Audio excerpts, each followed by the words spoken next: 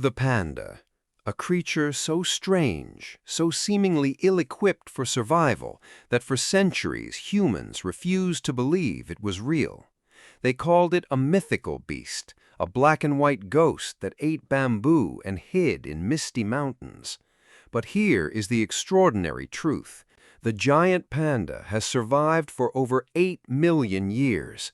It has witnessed the rise and fall of entire species, ice ages that reshaped continents, and the birth of humanity itself. Yet today, fewer than 2,000 remain on Earth. This is not a tragedy. This is a biography of one of the most specialized, resilient, and misunderstood animals ever to walk the planet. Born the size of a stick of butter, blind, pink, and utterly helpless, destined to grow into a bear that weighs as much as a piano, with jaws strong enough to crush iron, yet chooses to eat nothing but grass. This is the panda, and her story begins not in a zoo, but in the damp, ancient bamboo forests of the Qinling Mountains, where mist turns the world into a painting and every leaf drips with life. Our protagonist is a female giant panda, born in a hollow tree in the Wolong National Nature Reserve in Sichuan, China. The date was late August, the heart of monsoon season.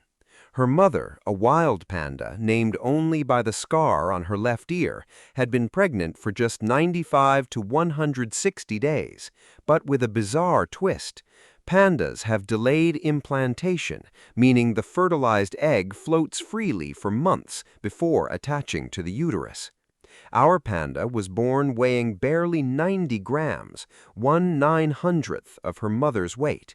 Proportionally, that makes her the smallest newborn mammal relative to its mother, except for marsupials. She was pink, hairless, blind, and could not even regulate her own body temperature. For the first 40 days, she never left her mother's chest. Her mother, by contrast, weighed over 100 kilograms and could crush a bamboo stalk with a single bite. Their birthplace was a forest of arrow bamboo and umbrella bamboo at an altitude of 2,600 meters. The air was thin, cold, and perpetually damp. The nearest human village was 20 kilometers away. Her struggle began immediately. Newborn pandas are so fragile that mothers cannot leave them to feed. For the first 3 weeks, the mother ate nothing, drinking only meltwater from the hollow tree. She lost 40% of her body weight, keeping her cub alive. At 4 months, our panda finally opened her eyes and saw only bamboo. At 6 months, she took her first wobbly steps. At 8 months, she started nibbling bamboo leaves, even though her digestive system was still designed for milk. She would not be fully weaned until she was 18 months old. And then, at 20 months, her mother did something heartbreaking. She chased her away. Not out of cruelty, because a panda mother must choose. She can only raise one cub at a time. The older one must leave or die. Our young panda walked alone into the mist, and her real life began. What defines a panda? First, her body is a masterpiece of evolutionary contradiction. She is a bear, a carnivore by ancestry with a digestive system of a meat eater. Her intestines are short.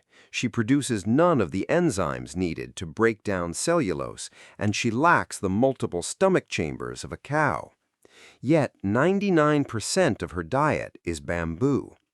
To survive this paradox, she eats 20 to 40 pounds of bamboo per day. That is 12 to 18 hours of chewing every single day. Her jaw muscles are enormous, attached to a sagittal crest on her skull so pronounced that it looks like a second forehead. Her teeth are flat and wide, perfect for crushing wood. Her sixth finger, a modified wrist bone called a pseudo-thumb, allows her to grip bamboo stalks with the dexterity of a primate. Her average lifespan in the wild is 15 to 20 years. In captivity, some have lived to 38. What are her qualities? Solitude. Adult pandas are fiercely solitary, avoiding each other except for the few days of mating season. They communicate through scent-marking trees with a gland under their tails, a chemical diary that says, "I was here, I am ready, stay away." They are silent almost entirely, but can bleat like a goat, honk like a goose, and growl like a true bear. They are climbers of extraordinary skill, ascending trees over 30 meters high to sleep or escape floods. They are also surprisingly fast, capable of running at 20 miles per hour uphill. And here is their most overlooked quality: patience. A panda does not chase. A panda sits in a bamboo thicket and chews for half a day. It does not seek variety, excitement, or novelty. It has found a solution to survival, a low-quality, abundant, year-round food source, and it commits to that solution completely. That is not laziness. That is specialization. That is the wisdom of 8 million years. How is the panda useful to humans? Let us move beyond the obvious, beyond tourism and stuffed toys and conservation logos. First, forest regeneration. Pandas eat bamboo, but they also trample it, break it, and disperse its seeds through their dung. Bamboo forests that host pandas are healthier, more diverse, and more productive than those without. Second, watershed protection. The panda's habitat is the source of China's two great rivers, the Yangtze and the Yellow. By protecting pandas, humans protect the drinking water of 400 million people. Third, medical research. Panda genomes have revealed unique adaptations for digesting tough plant matter on a carnivore's gut. Scientists are studying these adaptations to develop new treatments for human digestive disorders like Crohn's disease and IBS. Fourth, climate change indicators. Pandas are exquisitely sensitive to temperature and bamboo flowering cycles. When pandas move, the climate is changing. They are living thermometers. And what can humans learn from the panda? First, specialization has costs. The panda cannot eat anything else. If its bamboo dies, it dies. Humans should remember that putting all eggs in one basket is beautiful but dangerous. Second, solitude is not loneliness.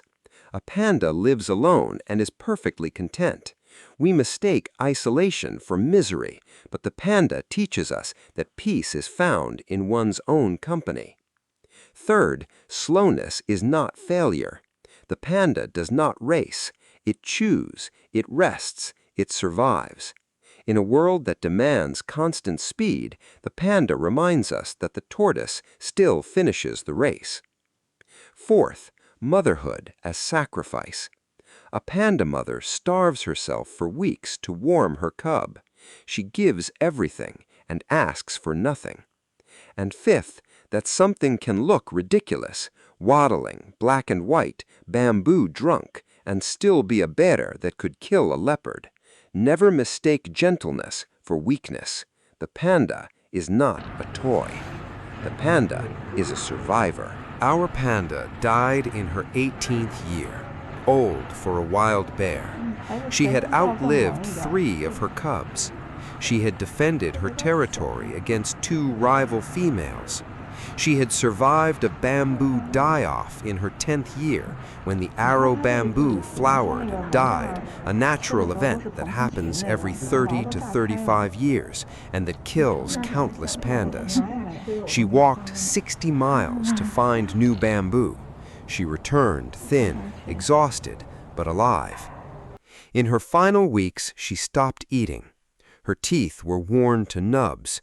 18 years of chewing wood had ground them down.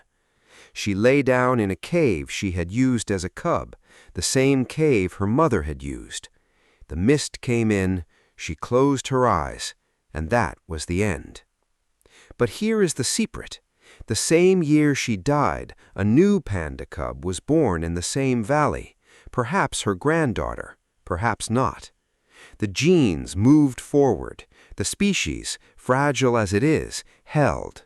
And today, against all odds, the panda is no longer endangered, it is vulnerable. The population has climbed above 1,800. The forests are regrowing. The world decided for once to save something instead of destroying it. That is the panda's final lesson for humanity, that we are capable of redemption, that we can look at a clumsy bamboo-chewing sex-averse bear with a fake thumb and say, this creature matters, not because it is useful, not because it is profitable, but because it is ancient, because it is strange, because it has been here for 8 million years, and it would be a shame, a moral failure, to let it vanish now. The panda does not know we saved her. She does not thank us. But somewhere in the Qinling Mountains, as the mist rises and the bamboo rustles, a mother panda is holding a pink, blind, helpless cub against her chest. The story is not over. It has just begun.